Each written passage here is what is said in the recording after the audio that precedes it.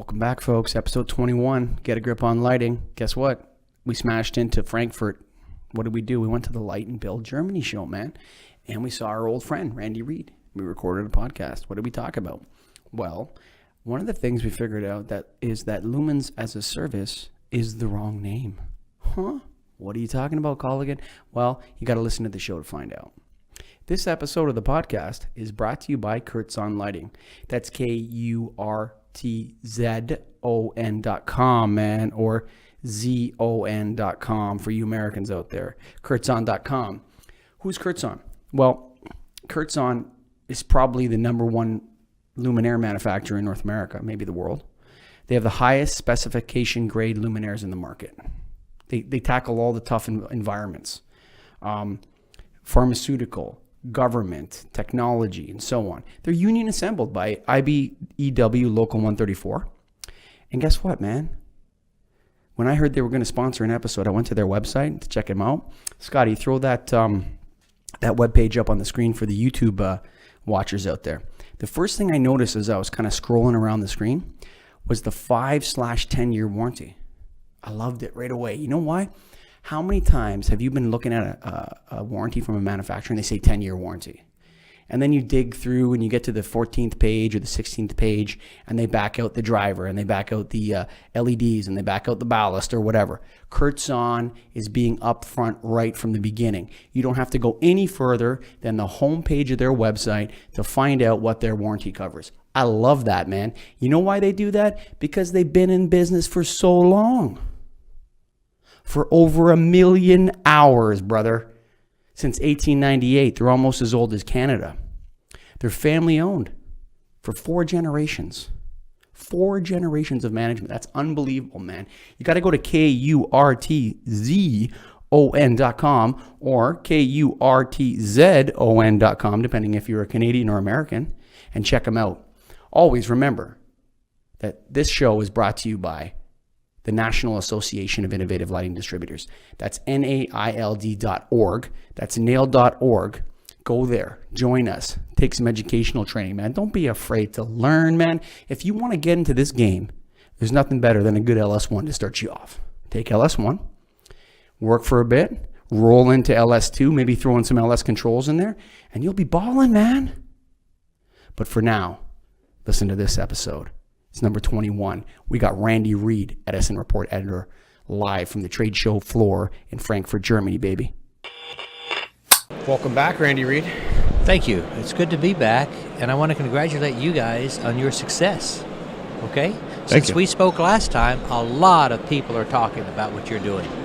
So I think you've really established yourself as kind of the leaders in podcasting in the lighting industry. We appreciate that. Thank you very much. Well, I'll tell you this, we were walking around this show here, Randy, and, we kind of rolled in here a little hot, ready to hook up and record, right?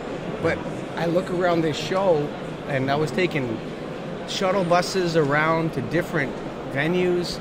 Has this thing gotten out of control? There's way too much going on. No, I wouldn't say it's gotten out of control. I would say it is the number one show for the lighting industry in the world, bar none. Everybody's here. Huh.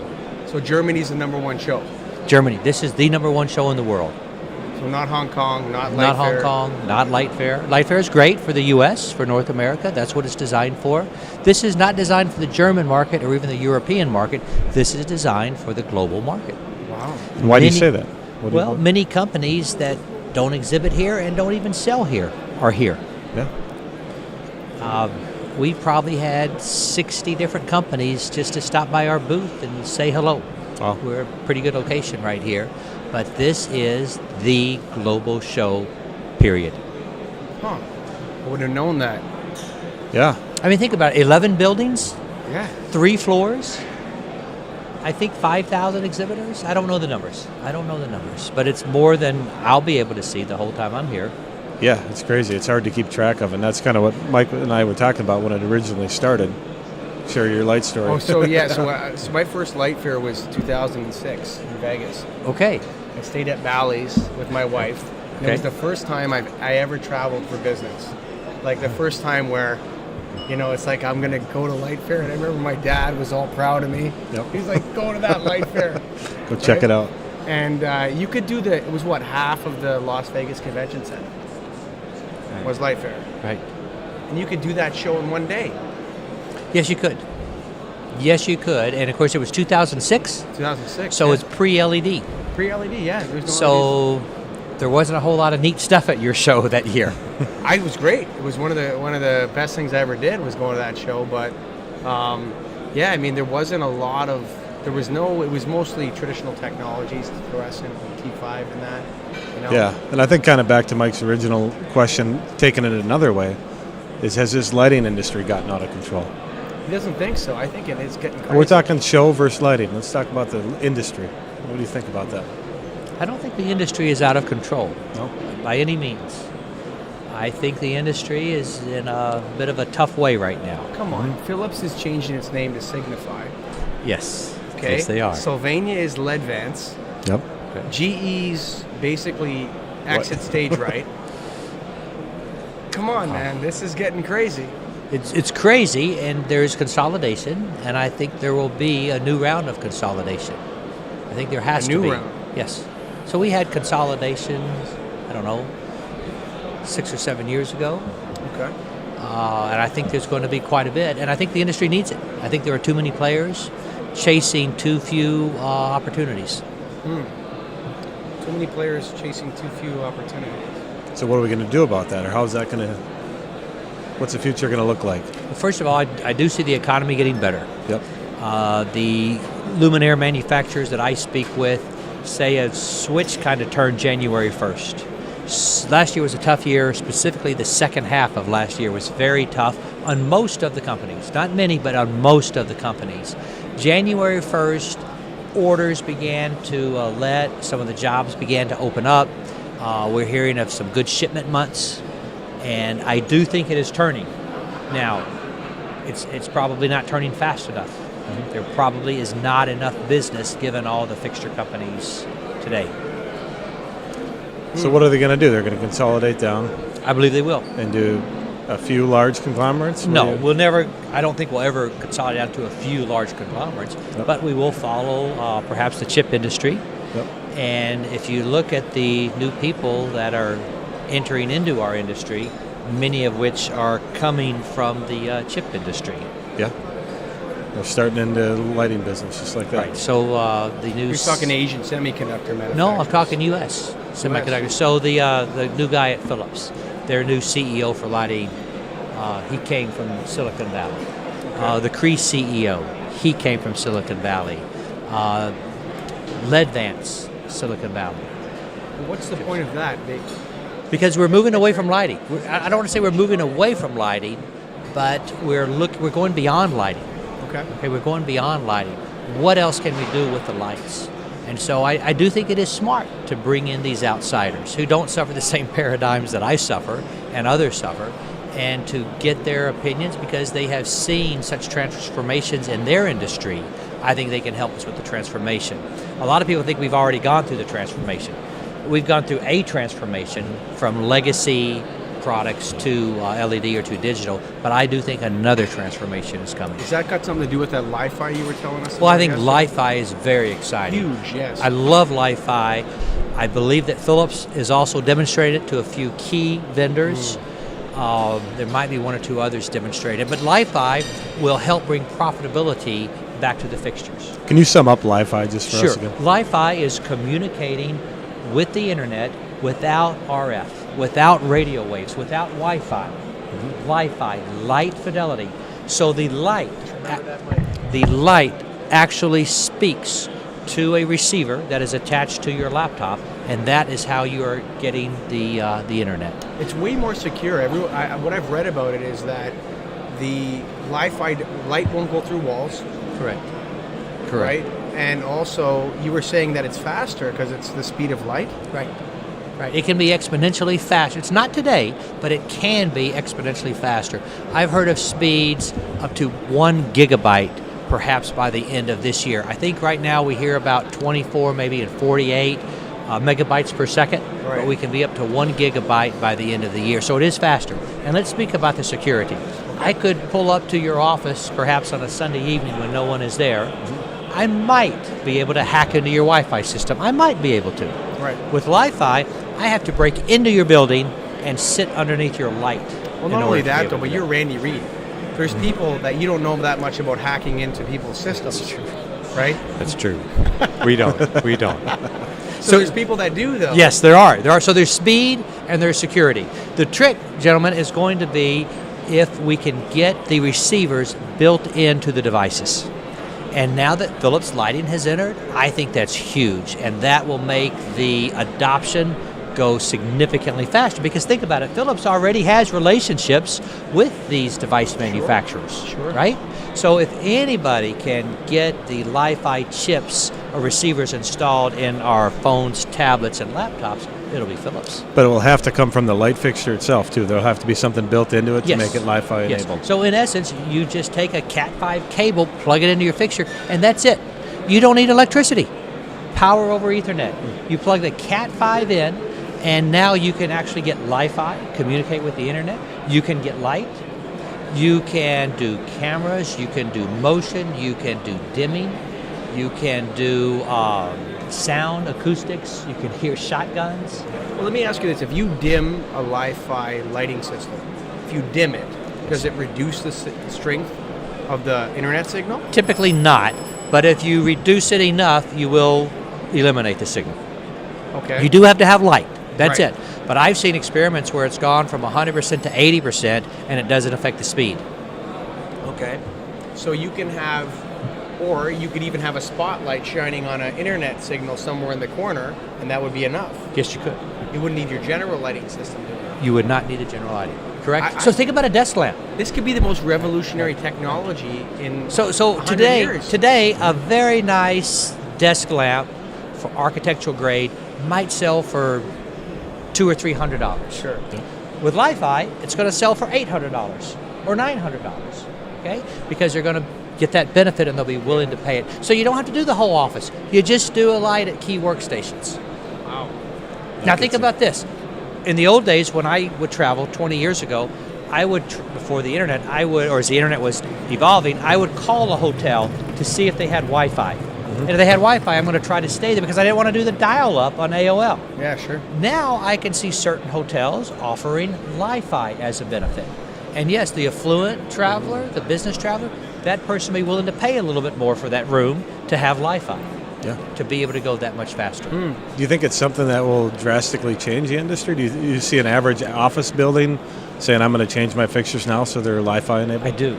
You do. And what we're trying to do in our industry is obviously continue to upgrade. So throughout our history, we would convince people to go from mercury to high pressure sodium to metal halide to LED. Yep. We would go from fluorescent T12 to T8 to T5 to LED. Now they're LED, and they're going to last 50,000 hours, 100,000 hours. So we've got to find a reason to make them change. And this technology with Li-Fi could very well do that. And what's the story going to be? It's not going to be a payback story. It won't be payback. And as an industry, we're trying to get away from the energy story. Yep. The energy story has served us well, but now it's killing us. Yeah. Okay. We don't need to continue talking about the most efficient or dollars per lumen. Right. Let's really get back to quality of light and many of the features that light can bring. There. The efficiency's there. But so how does Li-Fi kind of blend in with human-centric lighting? Like that, I think that's where it starts to get really interesting. Is when you're talking Li-Fi and you're talking a human-centric lighting system. Now the lighting system is monitoring the results of its own human-centric lighting capabilities. That's pretty deep. So, in July, there will be a desk lamp launched. That is pretty deep. It really is a deep thought. Yeah. Think about it. Yeah. You're ahead of your time. Aha. In July, there will be a desk lamp launched, Li-Fi. So all you do is you plug in your Cat5 cable and it's ready, and it's color tunable. Wow. So you bring that desk lamp everywhere you go. No. It could. No. But you could. You could. Yeah. Theoretically, you could. It goes back to the one I was talking about. You have a floating light above you, and that's your light everywhere you go. That's a halo. Get that Just halo. follows you You bring that everywhere you But go. you got to have the Cat5 cable. Okay, that part. So you got a long tail. Right. Maybe the Li-Fi is Wi-Fi. I don't know. Good. Yeah. You're a marketing guy. Maybe Yeah. the Li-Fi is Wi-Fi, bro. It's a Wi-Fi enabled Li-Fi. Yeah. And it's human-centric. Whoa. How do you sell all this stuff? I feel like it's Star Trek here.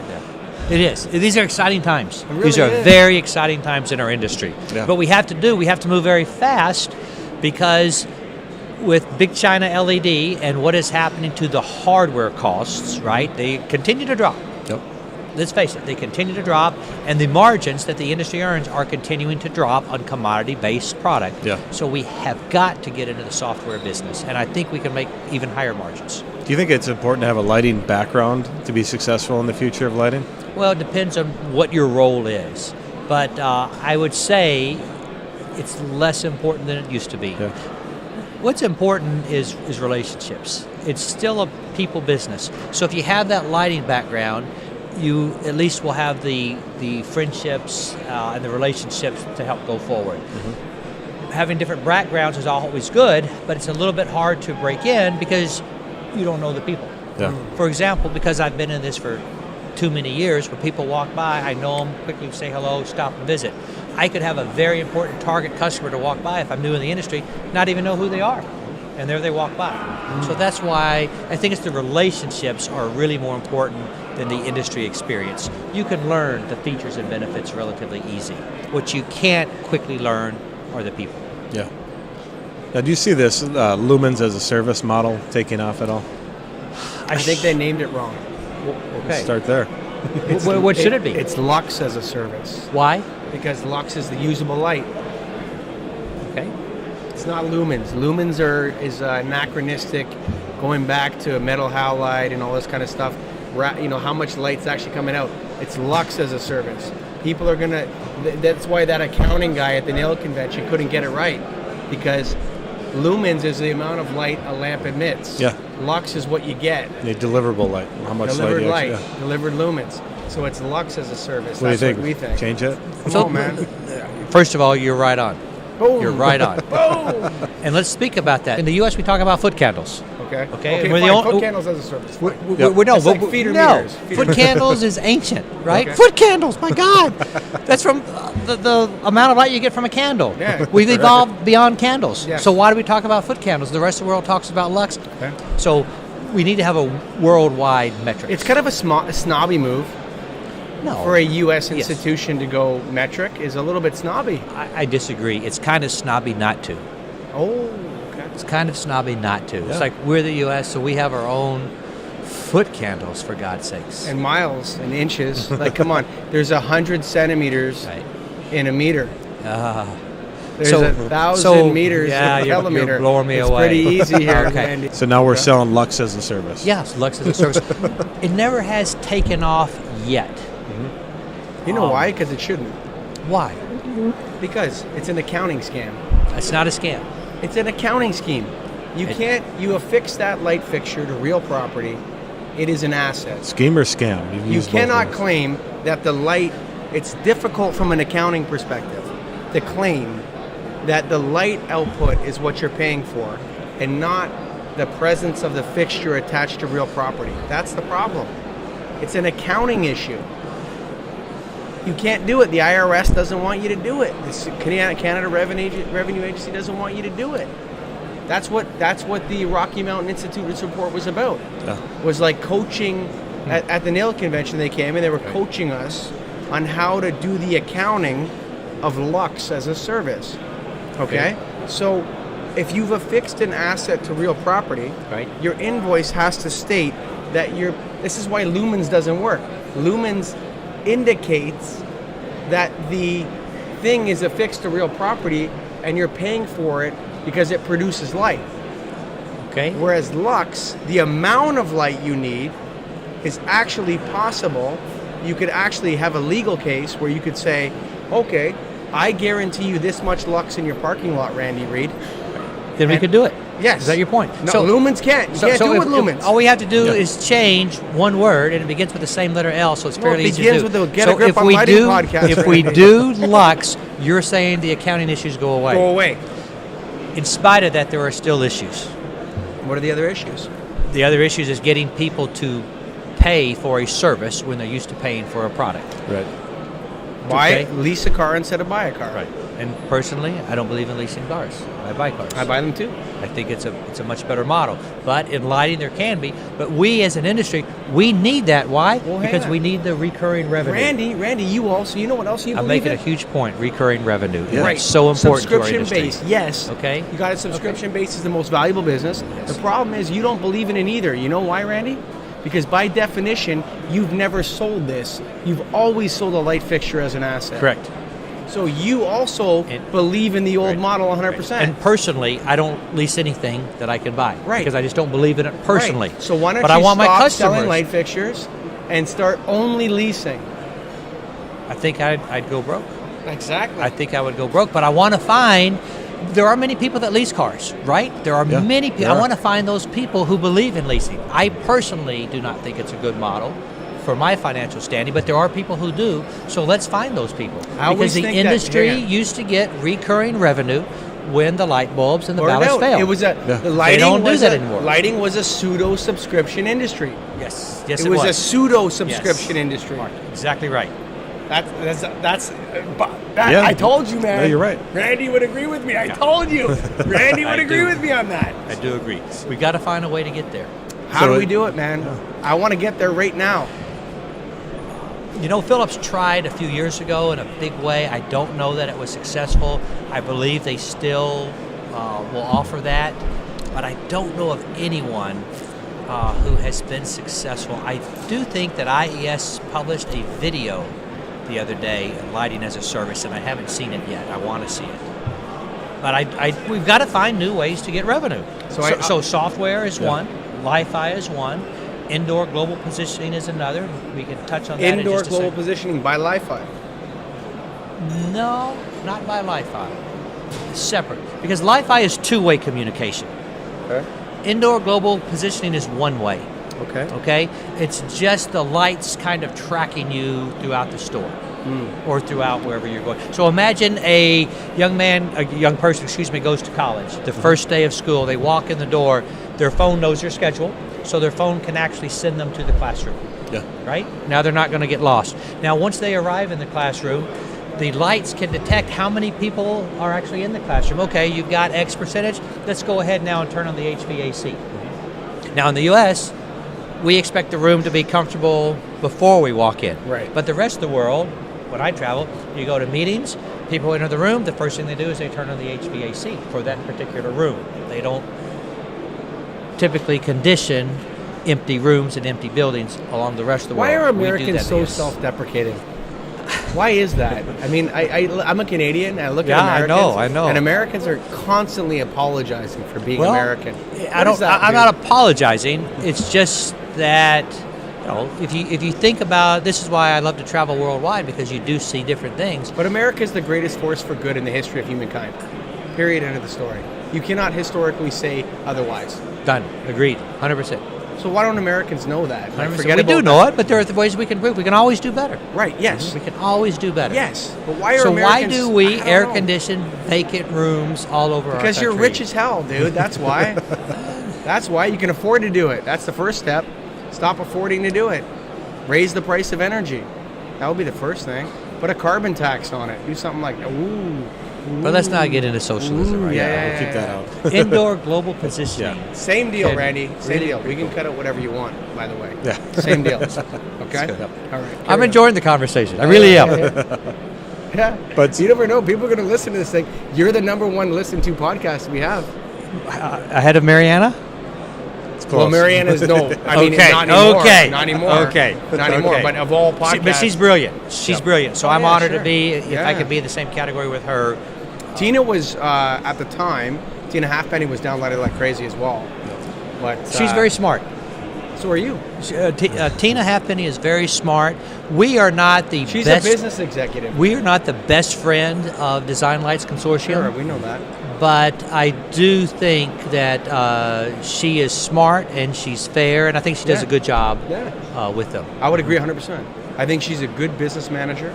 She's the right person in the right job. It's a tough job. Right. She's not a lighting person. She doesn't come from where we came from. Right. But I mean, they're performing a role that Greg's convinced needs to be performed. I'm not sure if you're convinced. I think to some degree, kind of keeping on the newer technology and the Wi-Fi and all that. When do you think this is going to be a realistic sale? The issue is, as I said, getting the devices with the receivers built in. I would say, I'm going to guess, 3 years. 3 years from now. I think because of Philips. I am so excited about Philips being in this industry. There was a conference in Paris. Signify, by the way. Signify. We can still call them Philips Lighting today. Yeah. Okay, they've just announced the new name. I don't think that they're implementing the new name. Okay. By the way, though, we had a $500 bounty to try to get the name, to get their name Edison before they Report, Edison Report. $500 bounty. That's why we love you, Randy. We had a lot of people trying. We couldn't get it. Did you put up a wanted sign like the Brown? We didn't, but we spread the word. Yeah, we good. spread the word, and we did not get it. But I will tell you that about 10 to 15 minutes after they announced it, somebody snuck in and shot a video. Yeah. So they have a video, Philips Lighting becomes Signify, showing it on a sheet. They were showing it on a sheet, just practicing, like with a Proxima projector. And somebody caught that for us and sent it to us. Nice. And so we posted, we've had like 600 views on it as well. And then, of course, now you can go in So and before actually you see started Edison Report, you were running the CIA. it. No. No, I was not. No, I was not. But we have a lot of sources out there. We've been doing this long enough, and people will send us stuff. Yeah. So we like that. But you're saying a 3-year deal, and we're going to make this a I realistic think sale. so. And it's Oh fascinating. man, it's mind blowing. I mean, think about it. I'm here in the show, and we do have Li-Fi. Yeah. Okay, we have Li-Fi in showed our up. booth, We and saw we it, are yeah. riding through Li-Fi. But then, when I go to a Philips press conference, they some neat stuff. I want to tweet about it, Yeah. and I can't get on. I can't get a damn Need signal Li-Fi. with Wi-Fi. I can't get a signal. Right? 100,000 people here. It's very hard to get reliable Wi-Fi internet. Now, you think about all the IoT and the billions of devices. I heard, I believe it was a Philips press conference, they're talking about needing 50 to 100 times the transmission poles that we have with IoT rolling, and it continues the way it is. So this is where Li-Fi comes in. Now, do you think Li-Fi in a general space where there maybe is 3 light fixtures over you, would you need all 3 of those to be Li-Fi enabled? No. You could do one. Yes. You can do Just one. as long as you have can a do one. signal. But the issue is now you're going to move. Now you're going to walk around. Right. And I'm not going to be under point A. I'm going to now go over to point C. I need it over there. So you'd say people would more likely put it on everything. Right. It's like in this show. So I've got pretty good Wi-Fi here in the foyer of Hall 4.2. But when I walk deep into the show, I lose it. Yep. It's gone. Yep. I love the signal. That's a volume thing. That's a volume of people on the Wi-Fi. So there's only so much room. It's volume and it's distance. Is it distance as well? With Wi-Fi. Yes. With Wi-Fi, you wouldn't have that issue. I can't believe we're going to a place where the lighting industry is turning into the communications industry. Like it's almost like the lighting industry might be a utility, like light, instead of providing lux at dark times, it's going to provide a communications network for people. Yeah, I think the key is lighting in the future is going to be more than lighting. Beyond lighting. Beyond lighting. Beyond lighting. Now, let's talk about those communication companies. When are they going to start buying companies? When are we going to see Google buy a few lighting companies? You think Apple. that's realistic? I do. Yeah? I do. Especially those companies. I think the Google and the Apples kind of want to own all of the real estate. Amazon type? Amazon. And I would think when one of them makes a move, Yeah. you'll see a few others make a move. But who would they go for in this industry? I don't want to speculate, but Okay. they Come go on, for the Randy. biggest. They go for the biggest. They go for the big ones. They go yeah. for Or the the big guys. smartest. Or the smartest. Yeah, but I think the biggest, and perhaps the biggest are the smartest. I don't know, but I think they go for the big ones. So do you think everything as an industry is just going to go everything's getting consolidated. It's going to be one big singularity. Everybody's going to be gonna be Google, a singularity. Amazon, Apple. I take a lot of my Edison Report income and I buy Amazon stock, Yeah, right move. right or wrong, Yeah. and it's done real well. Yeah. Jeff Bezos is the richest man in the world. You know, it's funny. Wow. Whoa. We're at a different level, bro. Yeah, no, it's We're good. going to another level. Yep. You want to talk about mercury vapor, Greg? What's that? You want to talk about some metal halide, ceramic metal halide or something? Right. This is crazy. Yeah. Come on, man. Jeff Bezos, he's going to take over the lighting business? Yeah, so what can the average lighting person do now to be prepared for the future? What do you see it as? Well, learn everything you can, and this is why I'm so big on Li-Fi and the indoor global positioning. I think this is where the future is headed. Bluetooth mesh is another upcoming technology. Bluetooth mesh. Bluetooth mesh, and I'm emphasizing the word mesh. Do you know why? I know why, yes. Very good. Explain, though, if you can. Let's do Okay, that. because typical Bluetooth is one point source. So Yep. I communicate my With your car. phone, exactly, Yep. one-on-one. Yep. Now with mesh, I'm going to talk to this fixture that's directly above me, who's going to talk to the one that's 25 mesh feet network. away, who's going to talk to one 25 feet away, who could talk to one in the parking lot. Yep. Okay, it can just go on and on because I'm not talking to the one in the parking lot, but they're relaying messages Right. to each other. So this is what Bluetooth mesh can really help. Now here's something else. Everybody has Bluetooth on their phone, so we're all familiar with it. Easy, right? No routers, no boxes, no junctions, none of that stuff. You just put the fixtures up and you communicate with your phone. Now, as a luminaire manufacturer, you don't have to send an engineer to do the commissioning. The end user can do the commissioning. This is what has been lacking in our previous systems because they've been so complex. And different companies have their own systems. And this is why I think the IoT in lighting really hasn't gained traction so much. Hue has done a very good job because they're compatible with just about everything. And now they're compatible with Google Home, Hey Google. They're compatible with Alexa. I believe they're compatible with the Apple HomeKit as well, and that's very smart. So with Bluetooth mesh, now anybody can do it, and you don't need to send an engineer to commission the site.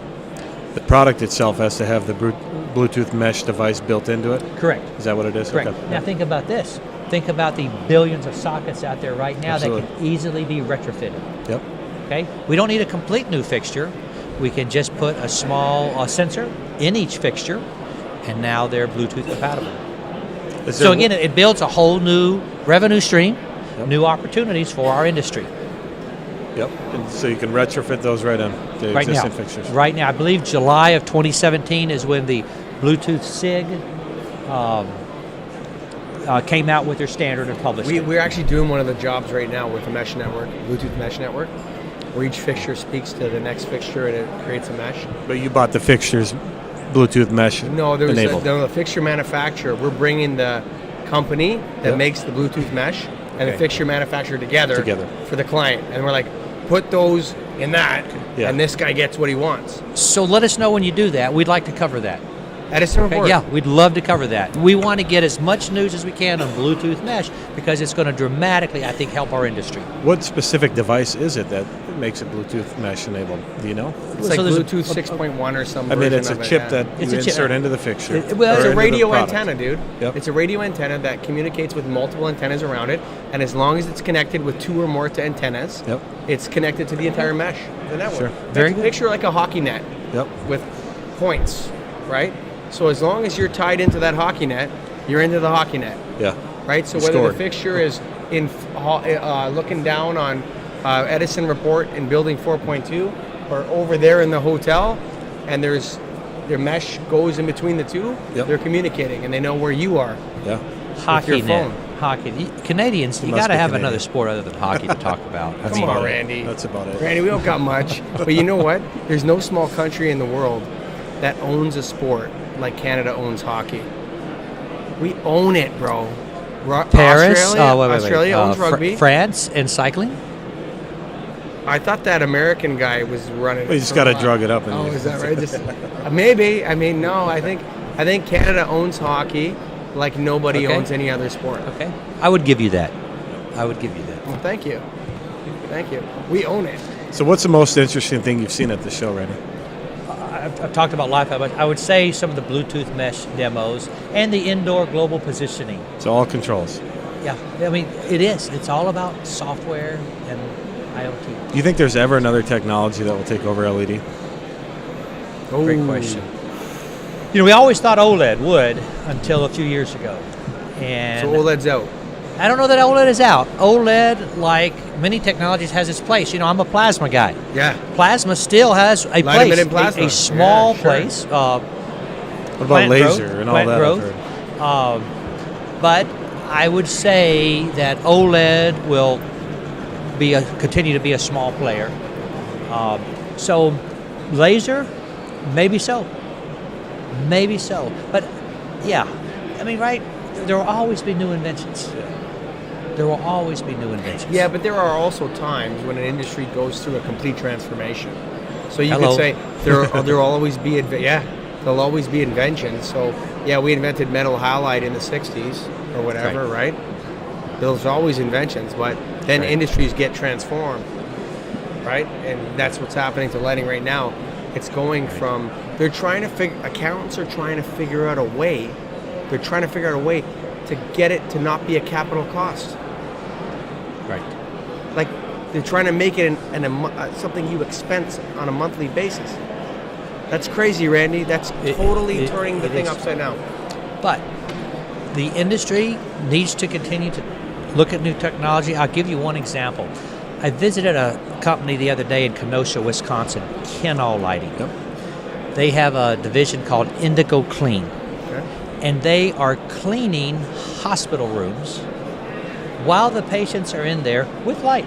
Come on, man. With light. How? So they have a certain kind of blue light. It is indigo spectrum that will kill bacteria. And I want to be careful to not say viruses. It doesn't kill viruses. I believe it kills bacteria. So they mix that with different colors and they come up with white. So you're sitting under what you think is white light, but there's an awful lot of blue in there that is killing the germs. Really? Now, you leave the room, the occupancy detects that you have left the room, and now it turns it to deep blue. And now it's doing a deep clean.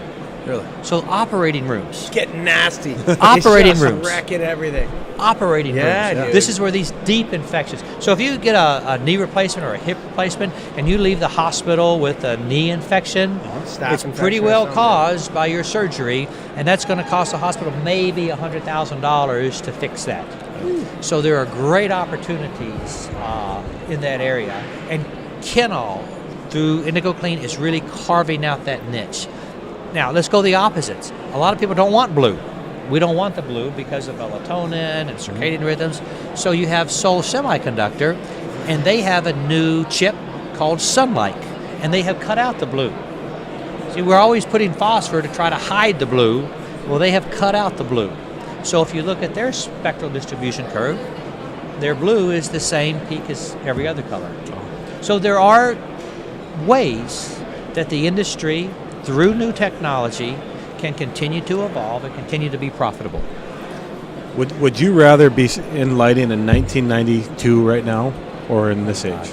Today. That's a great question. Today. Who would? Who wants to be around in 1992? And I was. I was selling F40s. I was in high school. Yeah. So I was selling F40 cool white, and to really save the customer energy, we'd sell them what was called a watt miser. Yeah, so watt instead miser. of Come on, 40, watt miser. 40 watts, these are 34 watts. 34 watts, exactly. baby. Come on. And that was my pitch, man. You'd Yeah. save 6 watts of energy. And look at what we're doing now, saving 75% energy. Yeah.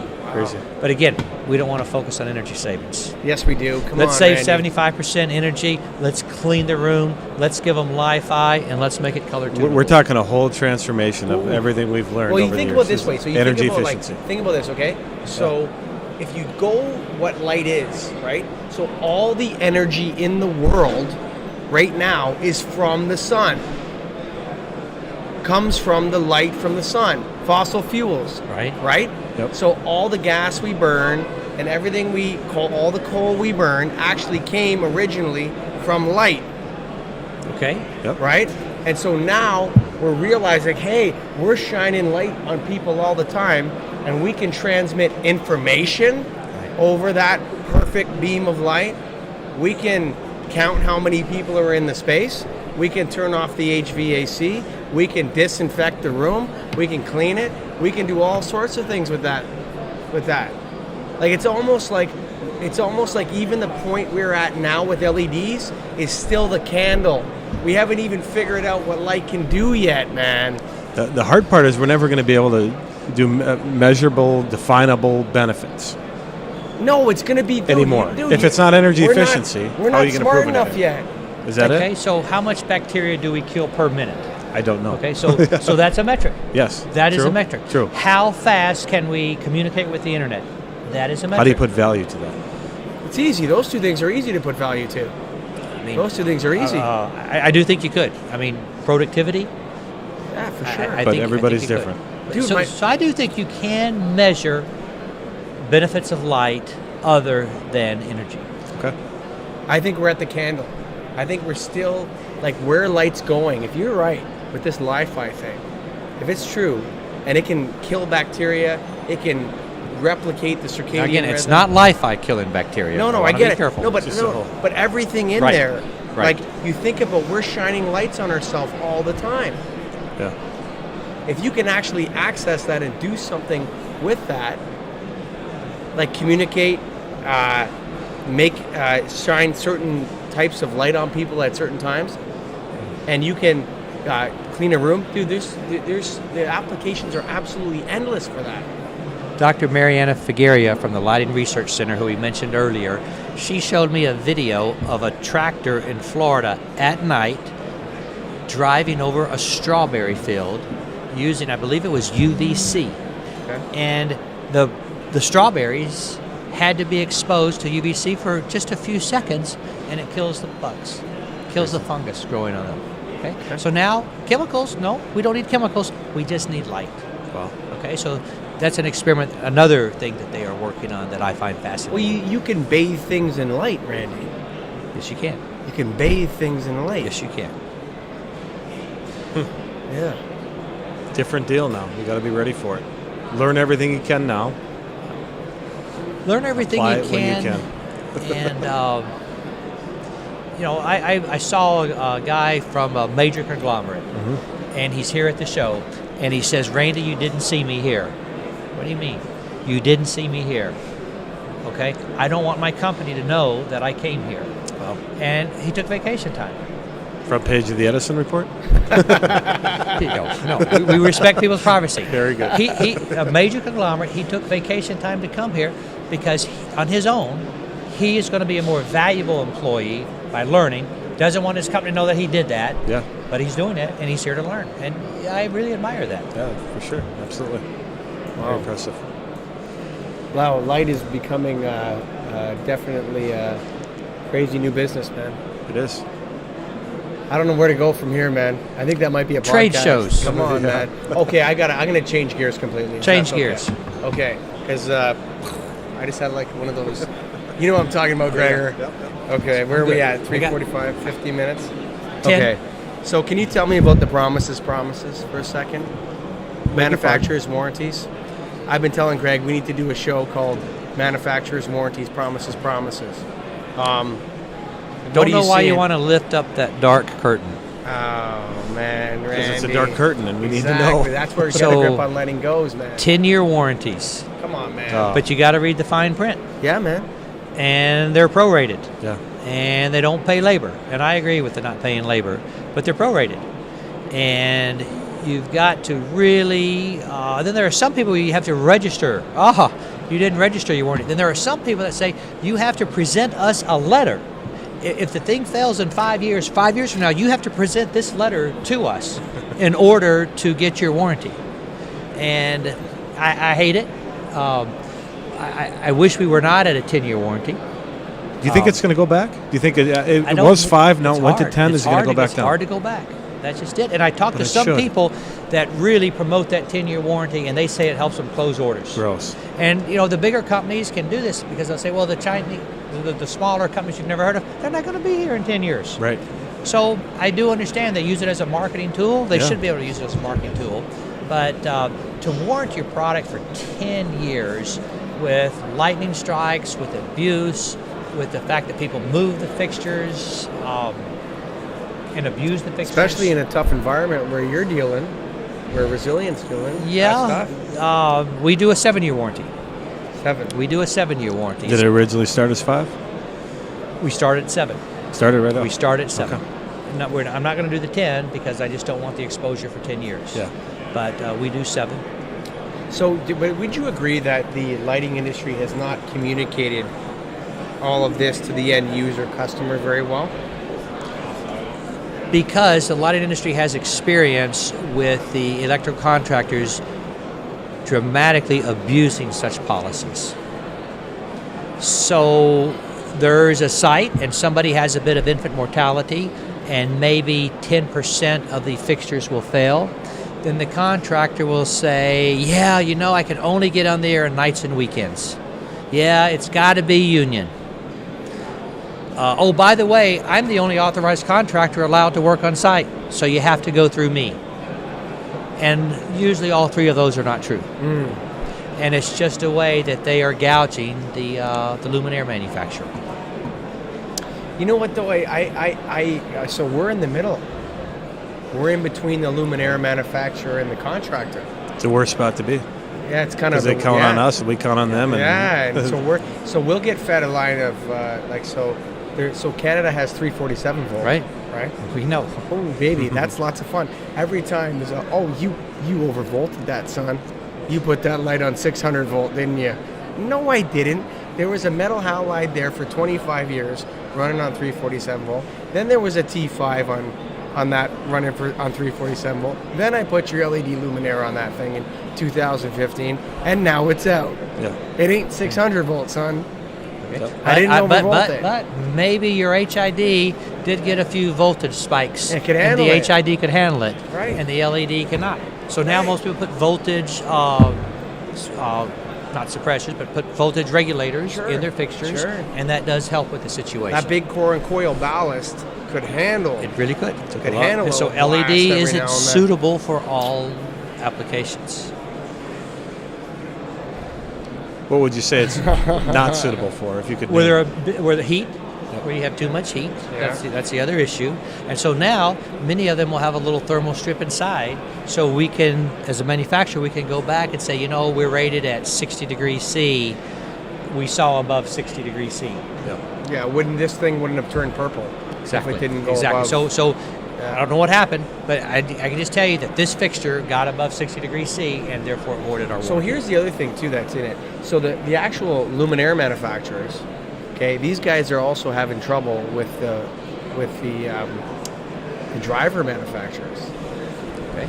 Right? So there's like we're in between the contractor and the LED manufacturer, and then the luminaire manufacturer is in between us and the driver manufacturer. And Greg was saying last show that lighting's about pointing fingers at everybody. I don't buy it. No? It's the luminaire manufacturer, period. Is that right? It should be the luminaire manufacturer, period. Now, it's up to them to do whatever they have to do with the driver. They're the ones that chose the driver. They're the ones that installed the driver, so they are responsible for the driver. So if your fixture fails because of a driver, you shouldn't have to go back to the driver company. You go to the luminaire manufacturer, and they need to solve the your luminaire problem. manufacturer is saying that the driver company's not supporting the warranty. Sorry. That's exactly what I think. Then That's the luminaire exactly what I manufacturer think. has to make it whole. Yeah. Okay, that's it's exactly their what I think. responsibility. So don't let them do that. Yeah. But what percent of the time is it the driver's fault? 99? Most. But again, it's the luminaire manufacturer that has evaluated, tested, and approved that driver. Yeah. So, shame on them if should own they approved a bad driver. Promises, man. That's what I say. And I mean, I'm a former driver guy, right? Yeah. I spent a lot of time with that and a lot of warranty issues, unfortunately. But it is the luminaire manufacturer is the one who sold the fixture. The end user, he could care less whose driver it is, and he shouldn't have to worry about that. I agree with that 100%. I think that's 100%. So you right. hold your luminaire manufacturer accountable. Done. Randy Done. said so. Kurtz on Lighting. Visit KURTZON.com, man. KurtzOn.com. Why are you going to go there? Well, because Kurtzon has always been an industry leader in serving the needs of companies and institutions seeking high-quality, energy-saving lighting products, man. They were the first to manufacture luminaires for extreme and harsh environments, and to this day, they are on the cutting edge of new lighting technologies. They're independently tested and manufactured to the highest standards. Kurtzon's specification-grade lighting is an asset to any customers that want quality, reliability, day after day, year after year. How do you know, man? because they've been in business since 1898, more than 1 million hours, man. People throw hours around in this business. They throw them around. 50,000 hours here, 25,000 hours there, 100,000 hours. These guys have been in business for over 1 million hours, man. Go to KURTZON.com, man. Founded in 1898. Family owned and operated since then. The highest specification grade luminaires in the market, man. Come on, man. Union assembled by IBEW Local 134. Visit kurtzon.com, KURTZON.com. That's Z for my Canadian friends, but KURTZON.com. And as always, this podcast is the official podcast of the National Association of Innovative Lighting Distributors. Visit NAILD.org. That's nailed.org. Come on, man. Get down there. Join us, brother. What are you doing? Come on down to a convention. Take some educational products. We're talking about LS1. We're talking about LS2. We're talking about LS controls, man. Nailed.org. Go to NAILD.org for information. Call them up. Let's go, man. Let's do it. And Tom Butters down at the IES, he was talking to me. He's got a new thing coming out called Lights of the Round. It's actually already out. You go to IES.org. You click on the education. Then you go to the indispensable lighting series and you click on Lights of the Round. I listened to the episode. It's pretty darn good, that first one. Check it out. IES.org. Click, click, click, click, click, and you'll be there. And thanks to Randy Reid. Come on, Randy. You got the best hair in the lighting business.